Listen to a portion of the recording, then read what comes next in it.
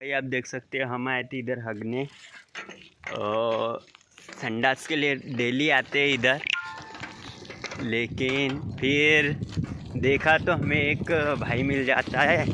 भाई काफ़ी आगे निकल चुका है अभी, लेकिन उसके पास में जा रहे हैं अभी हम। पता शायद है कि वो मिल जाए। अब स्पीड में तो है साइकिल, लेकिन अभी जाता हूँ उसके पास, क्या कहना है उसका, कैसा लगता है उसके बारे में थोड़ा जानकारी लेते हैं। साइकिल से ही है, आपको दिखाता हूँ। ये है वो भाई जो हमको हकते हकते सपोर्ट करने लगे थे।